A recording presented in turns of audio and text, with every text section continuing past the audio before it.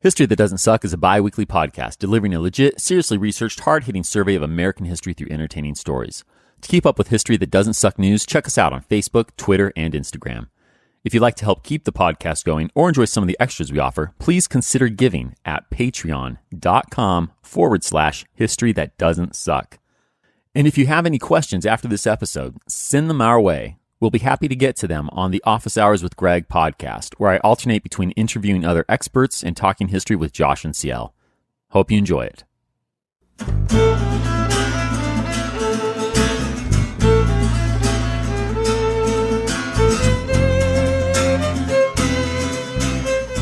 Welcome to History That Doesn't Suck.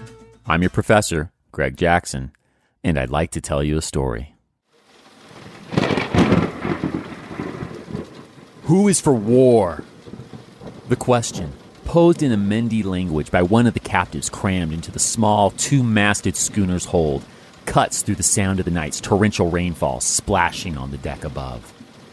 Nearly every one of the chained, enslaved men answers they are for it.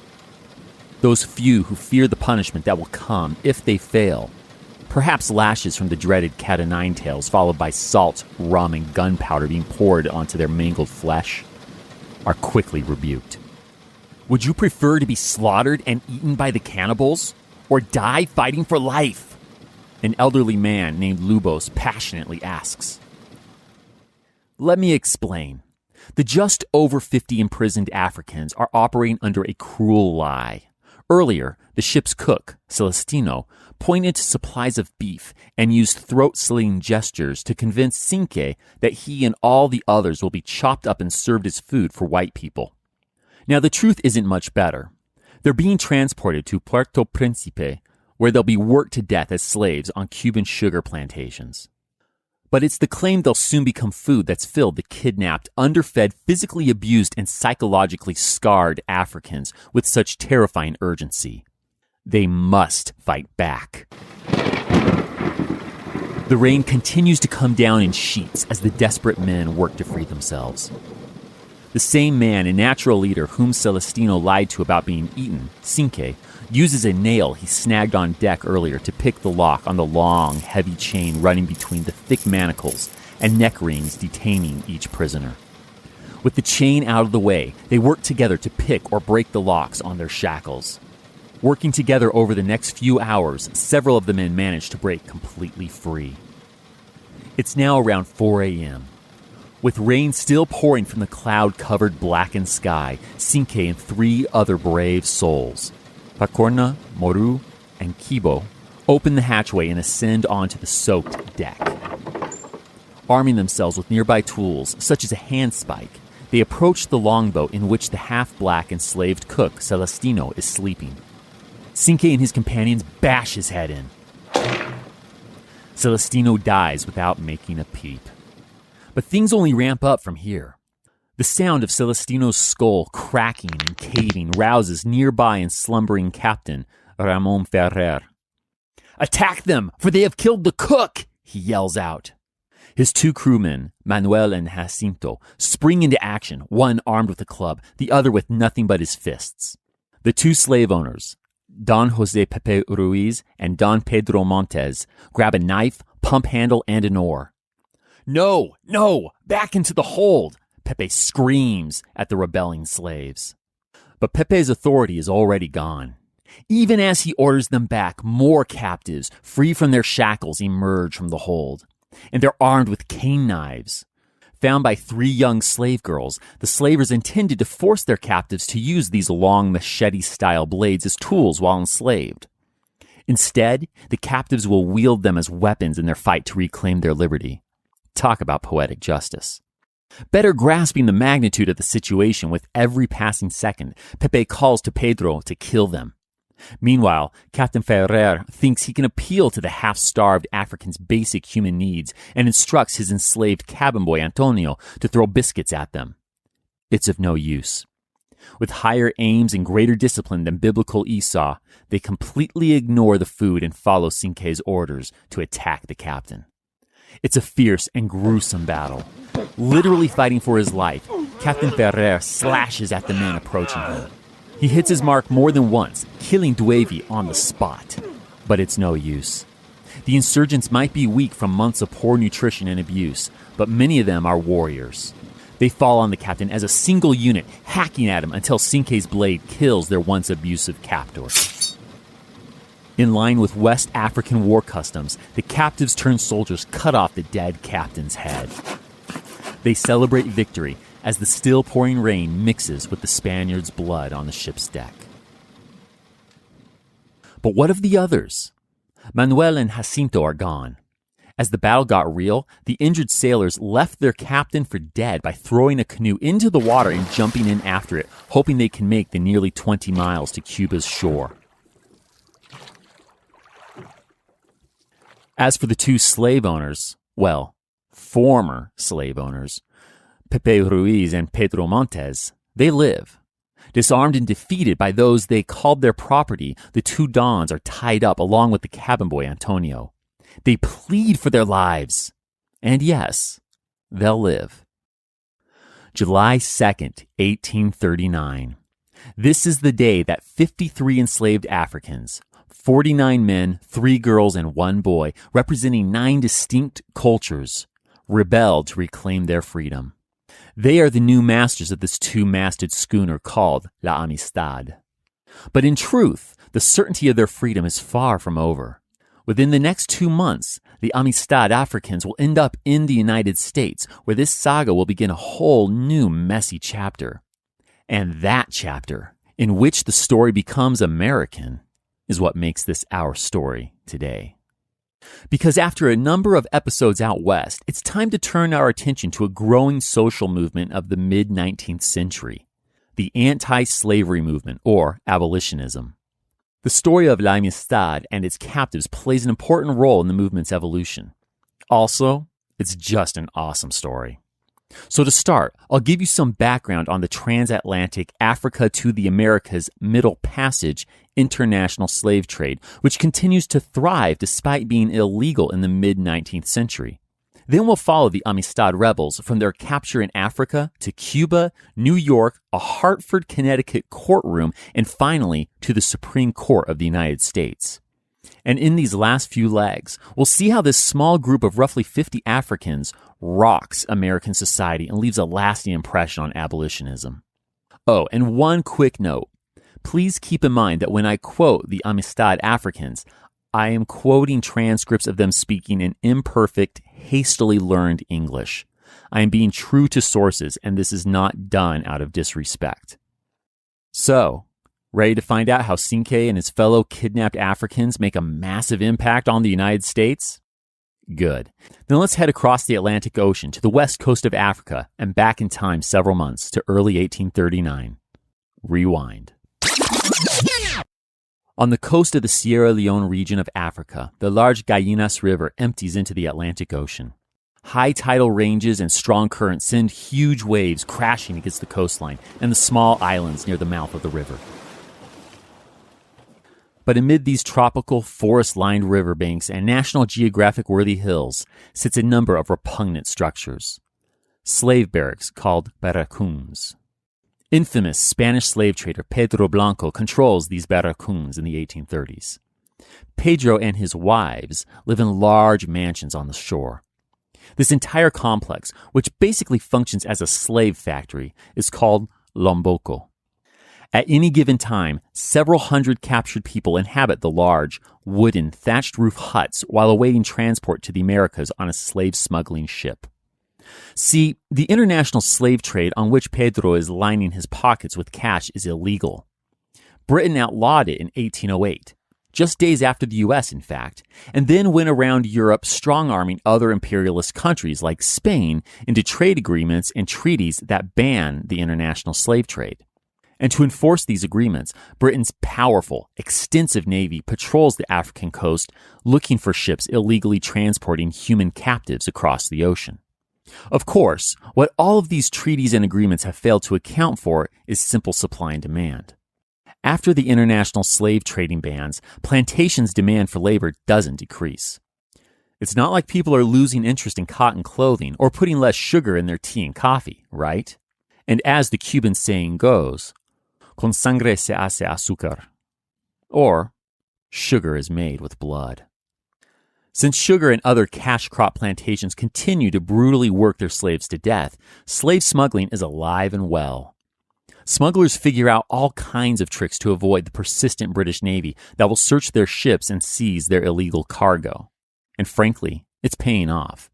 Even if only 1 in 4 slave ships successfully avoids capture and sells its illicit human cargo in the West, slave smuggling operations still make money. Damn. Yeah, you heard that right. A potential profit of 180% makes the risky business of illegally sailing captive humans across an ocean worth it to smugglers.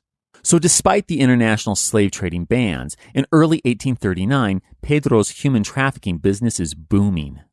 Near Lomboco's slave factory, the plentiful coves and inlets on the islands in the Guyanas estuary give smugglers plenty of places to hide from the profit-cutting British naval patrols.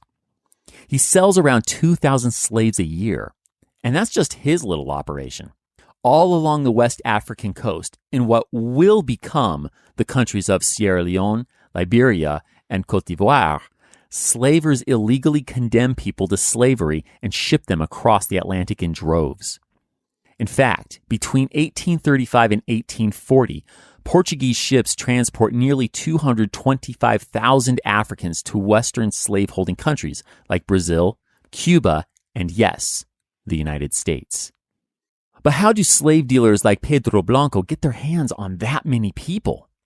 Well, there are a few different ways, but I'll just give you a few examples of how the captives on La Amistad ended up in Pedro's barracoons. Kimbo grew up in a wealthy household and had a powerful father. But when his father died, his king took short, muscular, and long-bearded Kimbo as a slave. From there, he was traded to another African tribe and finally sold to a Spaniard in Lomboco. Like Kimbo, tattooed, powerfully built Gbatu grew up in his wealthy father's household in a small village upriver from the coast. The young man got ambushed while traveling from his small village to a nearby city to buy clothes. His captors sold him as a slave in Lomboco. Amistad rebellion leader Cinqué has a similar story to Kimbo and Gbatu. The handsome rice planter with large round eyes lived with his wife and 3 kids. But he was attacked on the road, and in order to control the powerful young man, the attackers tied his right arm to his neck. Seems like he's been fighting against his enslavement from the start, doesn't it? Anyway, his kidnappers sold Cinqué to King Sayaka, a powerful African king of the Vai people in cahoots with Pedro Blanco. For these men, wealth and power didn't protect them from the prolific slave trade among tribes and eventually between African slavers and Europeans. But other captives ended up as slaves years before they got on La Amistad. Yaboy was captured by a slave-raiding party in his village around 1829. He lived as a slave with a slave wife and child until he was sold to a Spaniard in 1839 and marched to Lomboco. The short future rebellion leader, Grabo, ended up enslaved to pay off his uncle's debts. From there, he was sold to a nameless Spaniard who in turn sold Grabo in Lomboco. Several other Amistad captives are also debt slaves, including a 9-year-old girl named Margru. So from paying off a debt to straight-up slave raiding, there are hundreds of people sitting in Pedro's Lomboco barracks awaiting shipment to the labor-hungry plantations in the Caribbean or on the American continents. They are no doubt terrified of what awaits them. But the barracks hold terrors of their own, from the daily beatings of rebellious captives to the humiliating, degrading, forceful physical examinations of every man, woman, and child. I'll trust you can read the horrors between the lines, right? But leaving the barracks offers no reprieve. Since buying and selling humans internationally is illegal, slave traders have come up with ways to hide their illicit cargo. Most ships are much smaller than their 18th century counterparts. Up to 500 men, women, and children are crammed onto a 2 or 3 masted ship, with usually around 1,000 square feet of deck space. The claustrophobia-inducing slavehold is only between 36 and 48 inches high. That's where most of the adults stay hidden from the prying eyes of the rule-enforcing British Navy. This small space sits above the legitimate hold and below the deck. If the ship is overcrowded, and most ships are, then children and some women spend all day and night on the deck, no matter the weather. This is the fate that awaits Cinqué and several hundred other African men, women, and children as they're forced onto the Teçora in April 1839. This ship has 2 makeshift slave holds below the main deck, with only about 22 inches of space each. And death is their constant companion. Almost immediately after loading the slaves, the Teçora crew spots a British schooner. They immediately unload their scared, confused human cargo into an airless hidden cave. Several people at the back of the cave suffocate before the crew gives the all clear and the slaves can be put back on the boat. This doesn't bode well for the rest of the trip now, does it? Back on their way across the Atlantic, the fateful Middle Passage, as it's called, the enslaved Africans can only tell that they are sailing day after day toward the setting sun as other horrors unfold. Cinqué's shipmate, Kina, describes how, quote, on their way to Cuba, they had scarcely any water and were sometimes brought up on deck to take the fresh air and chained down in the full blaze of a tropical sun. Close quote. Worse still, food is scarce, with meals of rice and maybe some vegetables served once or twice per day. Slaves who eat too slowly get whipped. Slaves who try to share food with their sick or weak companions get whipped. Slaves are forced to sing and dance on deck each evening to keep their strength up. Of course, even with this daily exercise, many of the adults spend so many hours crammed below decks that they develop permanent deformities. Imagine spending 16 plus hours a day sitting hunched over with your knees tucked up to your chin, not being able to adjust your position without jostling the people all around you. It's a wonder any of these people survive. After a grueling, deadly 8-week journey, the Teçora nears Havana, Cuba. It's time for the captain and crew to pull off the most daring part of this whole illegal operation, selling their slaves. Of course, everything the crew is about to do is illegal, so the records are more than a little murky, but the whole complicated process probably goes down like this. First, Captain J.R. Brown pulls out an American flag and hoists it up the mast. He then renames the ship Hugh Boyle and gets out his false papers claiming the ship is an American trade vessel. Now, this whole flag-switching charade is crucial. Under the conditions of current treaties, Americans do not allow any British officers to board or search their ships. Frankly, after the impressment debacle that helped cause the War of 1812, can you blame them? Listen to episode 23 if you want the backstory on that mess. Anyway, Captain J.R. knows his best bet to keep his illicit cargo hidden from the Queen's Navy is Old Glory, so he boldly relies on the protective power of the Stars and Stripes. It works. J.R. and his banned cargo arrive undetected in Cuban waters. He unloads the kidnapped slaves on a quiet beach in the dead of night.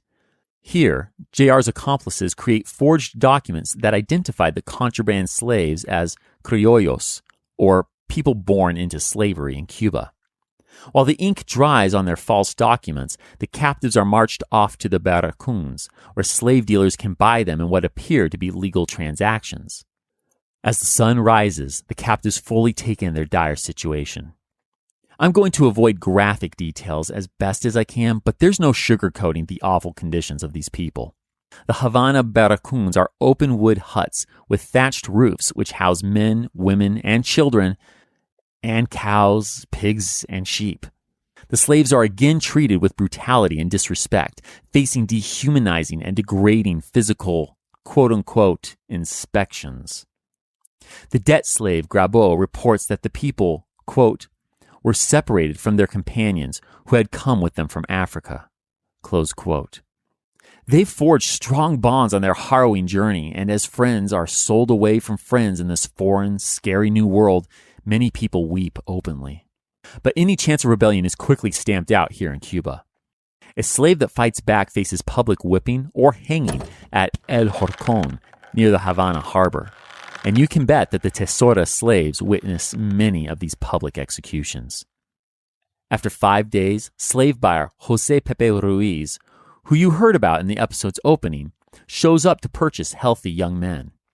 He selects 49 of the Teçora captives and lines them up for inspection. According to Grabo, Pépé, quote, carried his examination to a degree of minuteness of which only a slave dealer would be guilty, close quote. Meanwhile, Pépé's more senior business partner, Pedro Montez, buys 4 kids from a smaller slave dealer in town. By the way, just to be clear, these 2 Cubans know full well that they are buying illegally transported Africans, not criollos.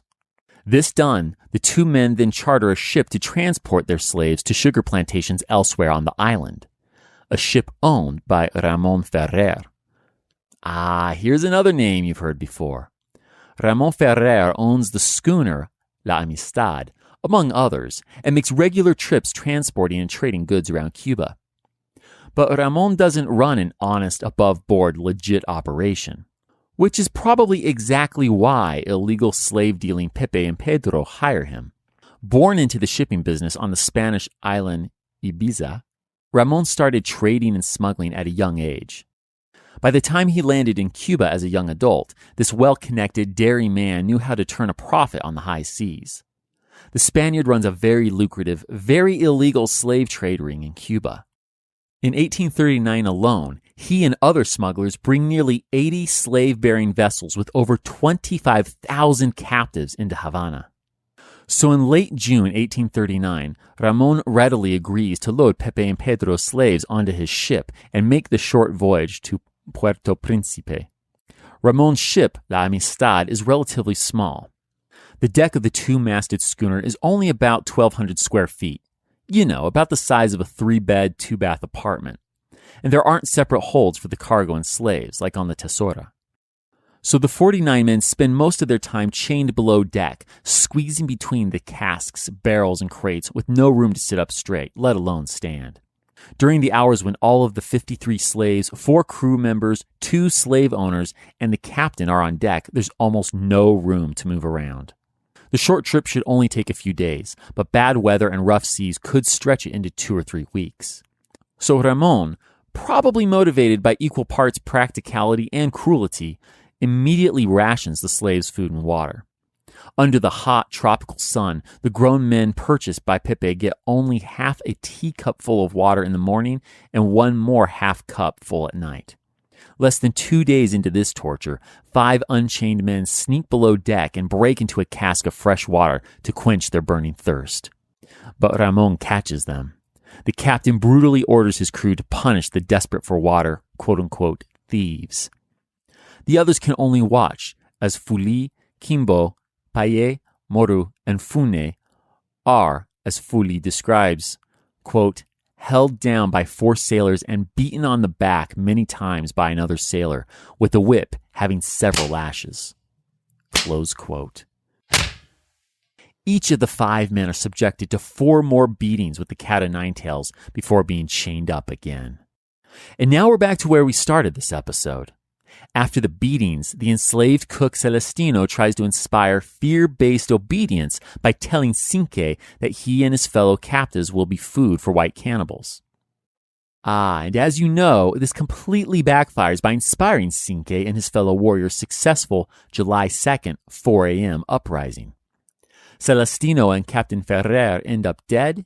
2 other sailors jump overboard with a canoe, while enslaved cabin boy Antonio joins Pépé Ruiz and Pedro Montez in begging for their lives. Hindsight's 20/20, but I'll go out on a limb and call Celestino's lie a significant miscalculation. And as inspiring as their daunting, victorious rebellion is, the now freed Africans aren't really that free. Sure, they control La Amistad, but they aren't sailors. Can they navigate this thing? Can they, hope against hope, sail back to their homes in Africa? Recognizing their lack of nautical knowledge, the Amistad Africans turn to their would-be slave owner captives. After all, Pépé and Pedro know how to sail this thing, so Antonio translates as Cinqué and others demand that Pedro sell them back across the Atlantic. The Cuban slaver has no interest in helping them, but menacing cane knives convince him to comply. Good call, Pedro.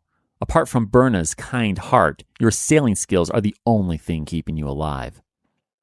Thus begins a new 2-month sojourn at sea. Not that they're actually going to Africa. See, Pedro's a sly one. By day, he sails as directed, away from the setting sun. Recalling that they sailed the other way when forced to cross the Atlantic, the Africans correctly surmise this eastward bearing is generally the way back to their home continent. But the crafty Cuban takes advantage of the Africans' lack of sailing know-how and intentionally leaves slack in the sails to slow their movement. And when night falls, he tacks west and north, doing his best to stay in major shipping lanes with hopes the British will intercept him. The slaver who'd normally avoid the British at all costs now hopes they'll save his life. I know, it's ironic, but here we are. Meanwhile, rations are low. Remember, this was supposed to be a little 3-day jaunt from one Cuban port to another, not a weeks-on-end voyage. So when it rains, they collect every drop of precious precipitation. And when they think the coast is clear, they stop at a few different Bahamian islands and get fresh water. But it isn't enough. And while La Amistad does come across some vessels that could help, how can the self-liberators trust them? As far as they know, all white people enslave blacks. And speaking of trust, they certainly have their misgivings about their slaver-turned-navigator.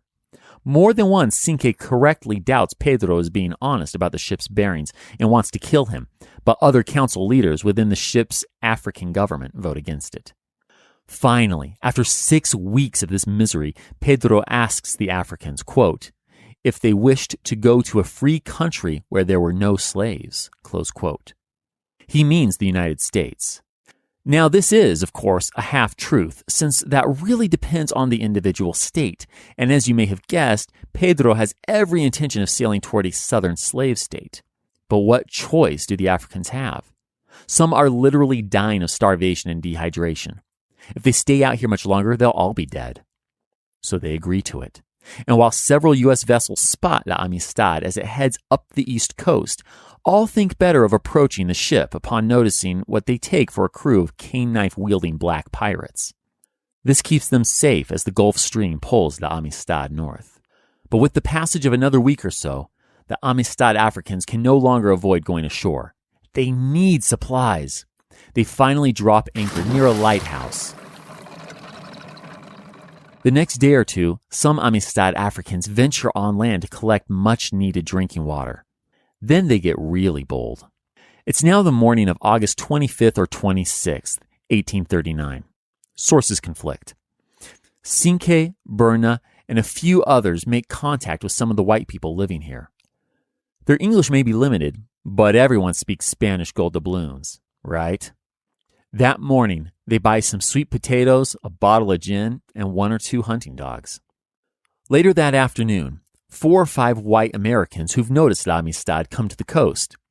These include 2 captains named Henry Green and Peledia Fordham, and they make contact with the Amistad Africans. Using his limited, broken English, Berna asks what he and all his friends are dying to know. What country is this? Are the Spanish here? Is it a free country? Henry answers, this is America. No Spanish. Yes, it's free. I'll add that Henry's right. This is a free country, but only because this is New York. We're near Culloden Point on the eastern side of Long Island, and the Empire State completely banned slavery back in 1827. Oh, the relief! After all they've been through, can you even imagine what it must be like to hear those words? Overcome with joy, the Amistad Africans jump, scream, and shout so much that Henry and his friends, who can't possibly appreciate their reaction, head to their wagons to grab their guns. But it's cool. Cinqué gives Henry and his buddies some peace offering gifts, including 2 guns and a knife, and everyone calms down. The Amistad Africans now really go for the gusto. They ask these white men from this free country to help them sail back to West Africa. Well, that's not happening. I know this New York encounter has been giving you all the feels and whatnot, but the captains just see dollar signs. Remember, the East Coast has seen La Amistad here and there for quite a while, and the rumor mill has Americans convinced the crew are indeed black pirates with a fortune on board.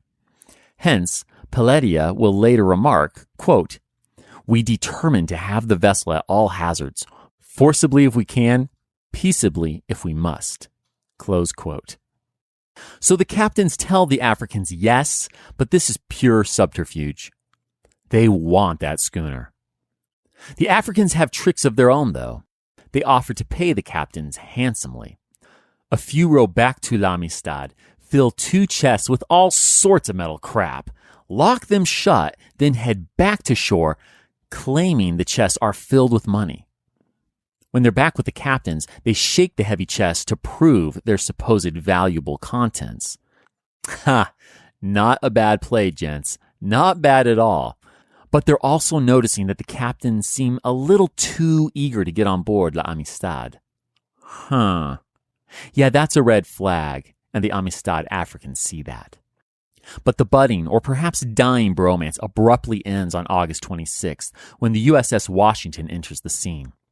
This large brig, which is the same model as the Portuguese slave ship Teçora that ripped them from Africa, mind you, is bearing straight for La Amistad.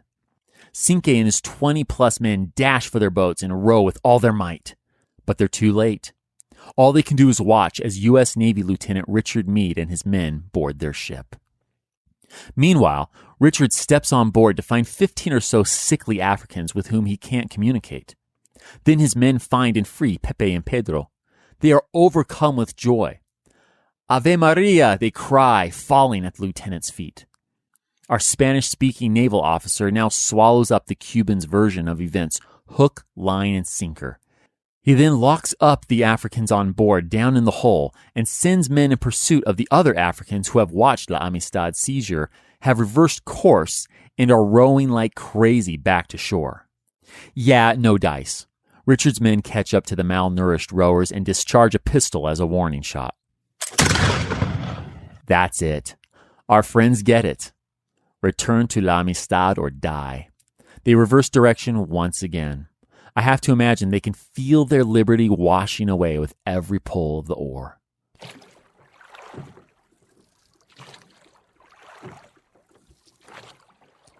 But Cinqué won't cave. This natural leader, who pioneered their rebellion on July 2nd, would rather die than wear chains again. And being an incredible swimmer, he figures he'll take his chances swimming for shore. Once back on La Amistad, Cinqué dives off the ship, plunging into Long Island Sound's waters. He disappears for several minutes before coming up for air. He refills his lungs and again disappears. Repeating this process, he takes the Navy on a 40-minute wild goose chase, but finally, they get him. Lieutenant Richard Meade and his superior officer, Lieutenant Thomas Gedney, now tow La Amistad and its imprisoned African occupants to New London, Connecticut. Now you might wonder, why Connecticut when the Africans landed at New York? Well, unlike New York, slavery's still legal in Connecticut. I know, it's a northern state, but the North is phasing out slavery through gradual emancipation. The details vary from state to state, but this generally means that if you're a slave born after a certain date, you'll be freed in your 20s. If you're a slave born before a certain date, you're just SOL. So although few African Americans are enslaved in Connecticut by this point, next year's 1840 U.S. Census will put the number at 17. Technically, slavery is legal here, and it will be until Connecticuters follow the example of New Yorkers by abolishing it altogether in 1848. So if these U.S. officers want to make serious cash by claiming La Amistad and its black passengers as salvaged cargo, which they do, they don't want a New York port. That's why they'll make berth at Lawrence Wharf in New London, Connecticut the following day, August 27, 1839.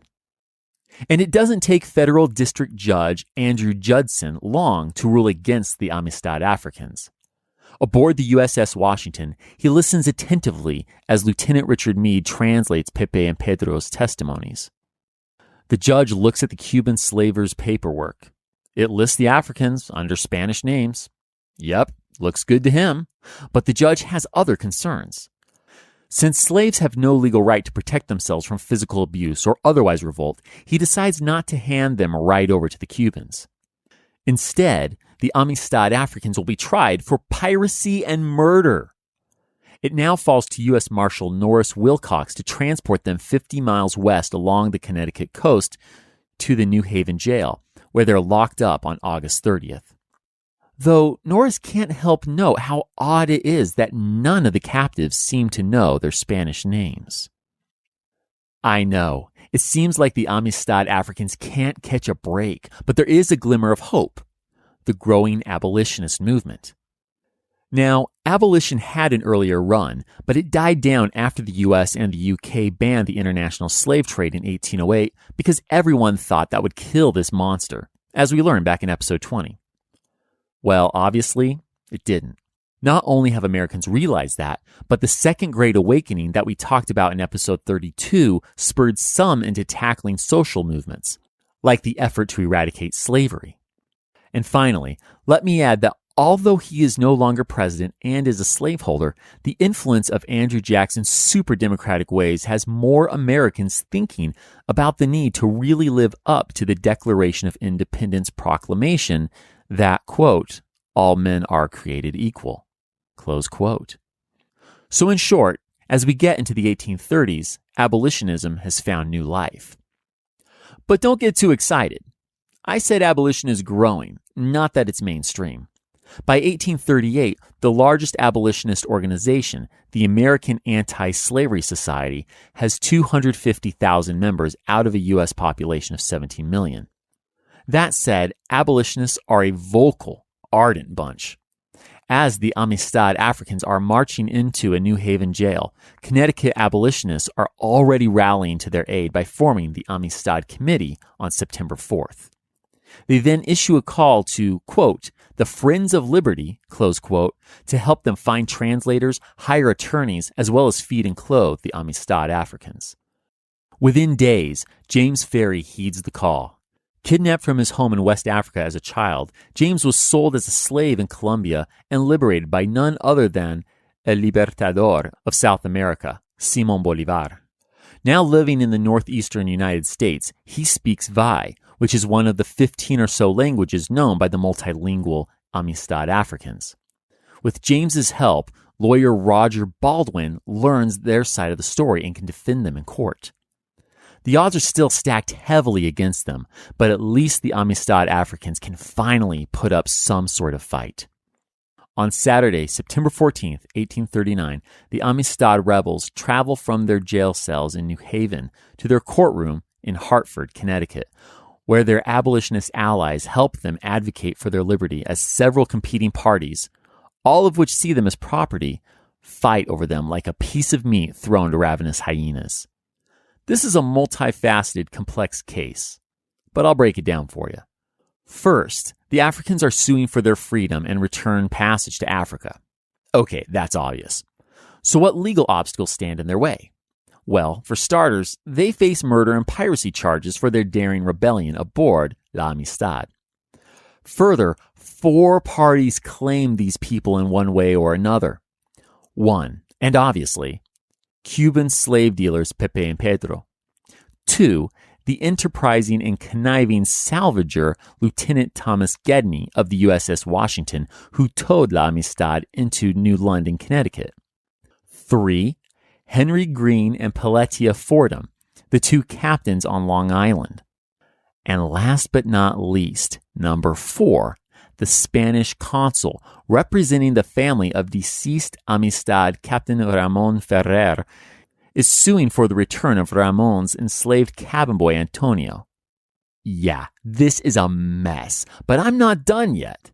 To throw another log on this legal fire, Spain wants La Amistad and claimed slaves returned to Cuba so it can try them in its own colonial courts. Whew. District Court Judge Andrew Judson from the initial Amistad hearings last month and Federal Circuit Court Judge Smith Thompson face a legal Gordian knot even Breaking Bad lawyer Saul Goodman would struggle to untangle in one episode. But these 2 judges and the Amistad Committee's lawyers are up to the task. Within the first days of the hearings, Judges Thompson and Judson dropped the piracy and murder charges against all the captives. That's one item checked off the court's mile-long to-do list. So on to the central issue of ownership. Can anyone legally claim these people as property? The testimonies of two key witnesses get right to the heart of the matter. First, free black, multilingual, Mendi African translator and sailor in the British Navy, James Covey, boldly and unequivocally testifies, quote, "The prisoners speak the Mendi language, have Mendi names, and are from Mendi." Close quote. This is crucial. If they are really Mendi, then they can't have been sold legally to Pépé and Pedro in Cuba. Then, abolitionist Dwight Jaynes attests that he went aboard La Amistad 2 days after it pulled into the Connecticut harbor and spoke with the Cuban slavers about the Africans. The anti-slavery Connecticuter swears that he specifically asked Pépé, quote, "Can they speak Spanish?" Close quote. And Pépé answered him, and again I quote, "Oh no, they are just from Africa." Close quote. Based on that statement, the slave traders' whole "we have papers proving these slaves are criollos and belong to us" argument doesn't really hold water. But at Cinqué's January 1840 testimony, it seems to have the most effect on the courtroom. Through his gesticulations and the help of translator James Covey, the bold, determined African man tells his story of kidnap, torture, and illegal transportation to and sale in Cuba. But to end his testimony, Cinqué doesn't need an interpreter. "Give us free! Give us free!" he pleads with the court in his flawed, limited English. On January 12, 1840, Judges Thompson and Judson have enough information from the witnesses to make their rulings. They plainly state that the captives are, quote, "each of them natives of Africa and were born free and ever since have been and still of right are free and not slaves," close quote. Judson also rules on the remaining pieces of the case. He finds that Antonio is in fact Ramon Ferrer's slave and must be returned to Cuba. He also grants the Amistad cargo, but not the people, as salvage to out to make a quick buck Lieutenant Thomas Gedney. Now that the Connecticut trial is over, Cinqué, Grabo, Fuli, and the rest of the Amistad captives are free to book passage on the next ship sailing east, right? Not quite. So far, I've mentioned people like Dwight Jaynes and the Amistad Committee members who supported the Amistad captives' cause. But there are plenty of Americans who come down on the other side of this debate, including the President of the United States, Martin Van Buren. At his behest, the case gets appealed to the U.S. Supreme Court on January 23, 1840, only 10 days after the Hartford trial rulings. This might seem an unlikely move for the Dutch-American New York native, but the president is sympathetic to Spain's claim of jurisdiction and doesn't want to strain America's political ties with that powerful country. Further, Southern power players in the federal government don't like the U.S. courts backing a slave rebellion and want the Connecticut verdict overturned. So the 36 surviving Amistad Africans remain captives in limbo. The North American Daily Advertiser reports that the men and children are devastated by their current circumstances. To quote it, "Their hopes have been raised, their hearts were set upon Africa. It is a sore disappointment to them to have their hopes deferred." Close quote. But they make the best of their drawn-out jail time by having their portraits drawn for news stories, raising money for their cause, studying English, and writing letters. Brilliant 11-year-old Kele picks up reading and writing quickly and becomes the group's unofficial correspondent with their lawyers. This is important since the Mendi Africans have a new lawyer for their Supreme Court hearings. See, abolitionist, well-respected Connecticut lawyer Roger Baldwin acted as the Africans' lead lawyer in Hartford. He argued passionately on behalf of the Amistad captives, and his arguments led to the favorable court decision. But the Supreme Court is a whole different beast, and Roger knows he needs help. In November 1840, he asks strident abolitionist and brilliant legalist John Quincy Adams to join him for the SCOTUS trial. 70-something former U.S. President turned Massachusetts congressional rep and practicing lawyer John Quincy accepts the offer, knowing that it's going to take more than the popular, emotional arguments of the extreme American abolitionist groups to convince the Southern Supreme Court Chief Justice Roger Taney to rule in the kidnapped Africans' favor. In a journal entry on December 12, 1840, A month before the scheduled court date, John Quincy expresses his fear of overplaying to an emotional appeal. Quote, "Of all the dangers before me, that of losing my self-possession is the most formidable." Close quote. John Quincy isn't the only one losing sleep over the looming trial. On January 4th, 1841, 2 weeks before opening arguments, young Cinqué writes a letter to John Quincy from their Connecticut jail on behalf of the whole group. He reiterates to the committed lawyer and statesman the hopes and fears of the Amistad Africans. The boy writes, quote, "Dear friend, we want you to know how we feel. We want you to tell the court that Mindi people no want to go back to Havana. We no want to be killed. All we want is make us free, not send us back to Havana." Cinqué's final plea perfectly sums up the central issue of the Supreme Court case. In Hartford, the judges quickly determined that they had jurisdiction to hear the case and move on to the question of ownership. But the lawyers in this higher court case are going right back to the beginning, arguing over whether or not the Amistad Africans should be sent back to Cuba and tried by Spanish courts. Of course, having spent 5 long days in Havana, the Amistad captives know all too well that there won't be a trial or justice in Cuba. Just a short drop and a sudden stop. The D.C. hearings are scheduled to begin on January 25th, 1841, but in a true display of government dependability, the date gets pushed to February 22nd. This gives abolitionists time to descend on the Capitol, along with pro-slavery and pro-Spanish contingents. To spread sympathy for the Africans' cause, the Amistad Committee sells prints of Cinqué, in which the African leader looks peacefully into the horizon while wearing a white toga-like cloth that symbolizes his power and virtue. Meanwhile, the U.S. Spanish-language newspaper, Noticioso de Ambos Mundos, with obvious pro-Spain leanings, asks readers whether Americans consider, quote, "uprising, mutiny, and murder the best recommendation in order not to comply with the provisions of a treaty," close quote. Looks like this case will be tried on the streets and in the courtroom. On the first day of the Supreme Court hearings, Federal Attorney General Henry Gilpin comes out swinging. He forcefully claims that based on the still in effect 1795 Pinckney Treaty between Spain and the U.S., Spanish schooner La Amistad and all of its cargo must be returned to its owners in the Spanish colony of Cuba. Henry calls the Africans, quote, "enemies of all mankind," close quote, labeling them pirates who stole the ship from its rightful owners. His cogent arguments, steeped in international law and legal precedent, last well over 2 hours. Now it's up to Amistad captive lawyers Roger and John Quincy to undermine his arguments.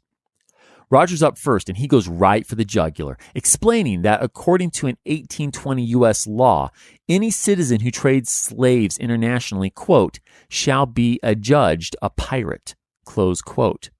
Using that definition, it's the Spanish slave traders Pépé and Pedro, not the Africans, who are the pirates.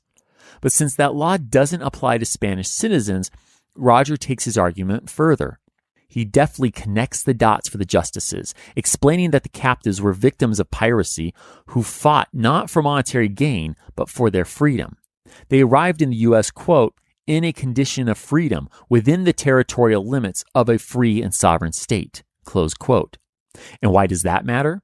Roger clarifies that if the U.S. returns the Africans to Spain, it is essentially, to quote him one more time, re-enslaving them for the benefit of Spanish Negro dealers, close quote.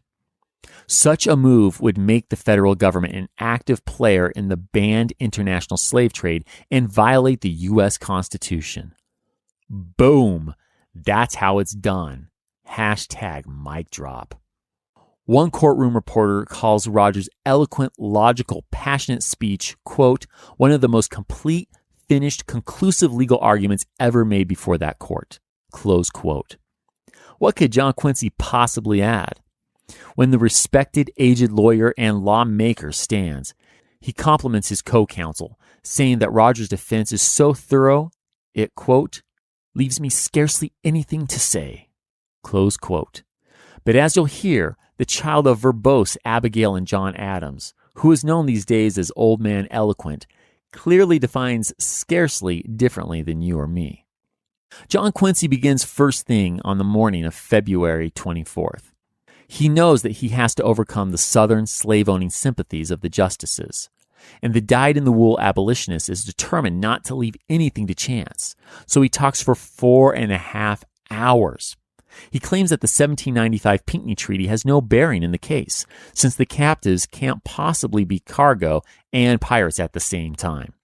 But before he can finish his prepared argument, the court adjourns for the day. When the court convenes again on March 1st, the unstoppable John Quincy picks up his argument right where he left off.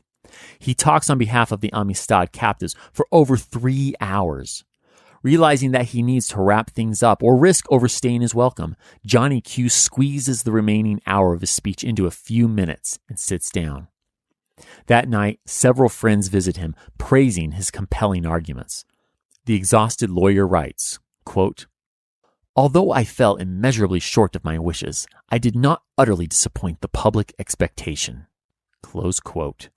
John Quincy, Roger, the Amistad captives, and their supporters now wait for the Supreme Court's decision. Will the pro-slavery court give in to their personal feelings, to say nothing of the pressure from the White House, and find in favor of Spain and the slave traders? Or have Roger and Johnny Q's arguments sufficiently proven the validity of the Amistad Rebellion and the freedom of the kidnapped Africans?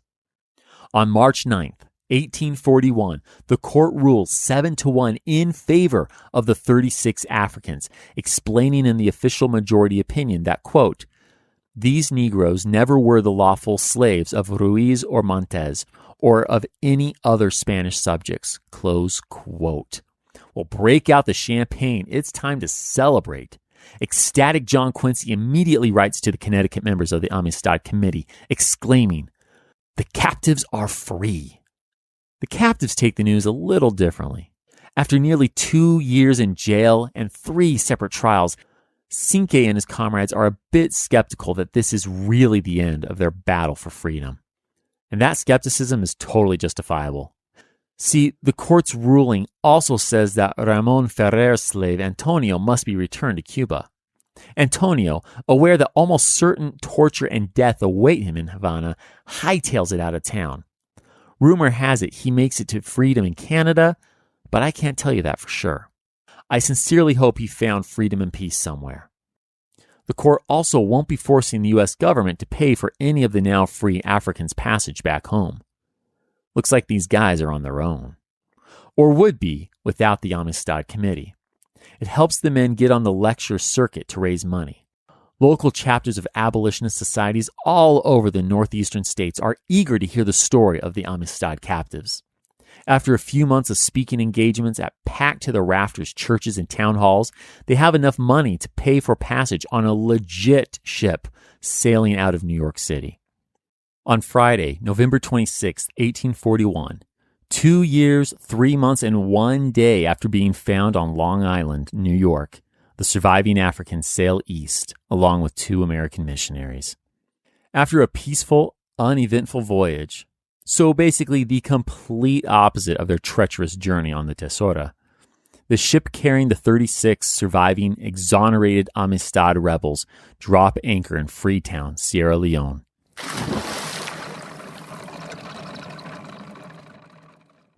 Having heard that the finally free captives are sailing home, about 100 people stand on the docks ready to greet them.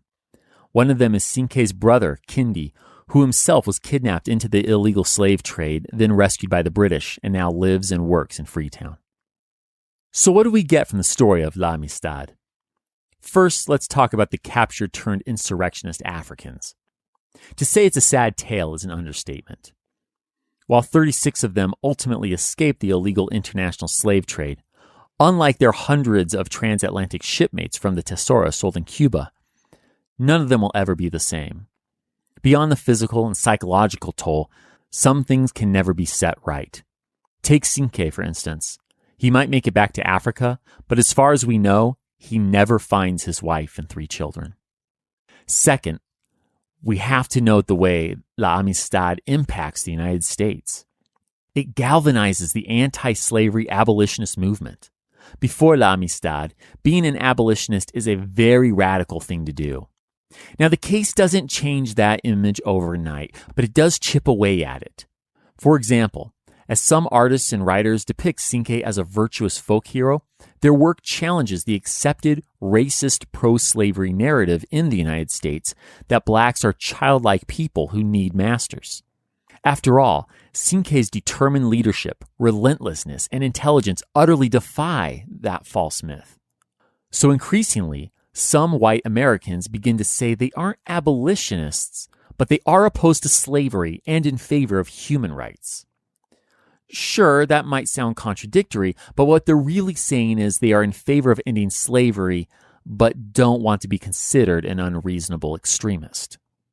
So the Amistad case doesn't change the United States overnight, but it will keep coming up in the years to come. In Martin Van Buren's 1848 presidential run, in congressional debates, when hashing out issues with a still angry Spanish government, it's always there. And as the Amistad case amplifies the mostly northern abolitionist movement, we can see an aspect of the growing division in perspective and values, to say nothing of economy, between the northern and southern states. History That Doesn't Suck is supported by fans at patreon.com/History That Doesn't Suck. Josh, Ciel, and I are beyond grateful to you kind souls providing funding to help us keep going. Thank you. And a special thanks to our patrons whose monthly gift puts them at producer status. Will Caldwell, Jason Karstens, and Dex Jones. Join me in 2 weeks where I'd like to tell you a story.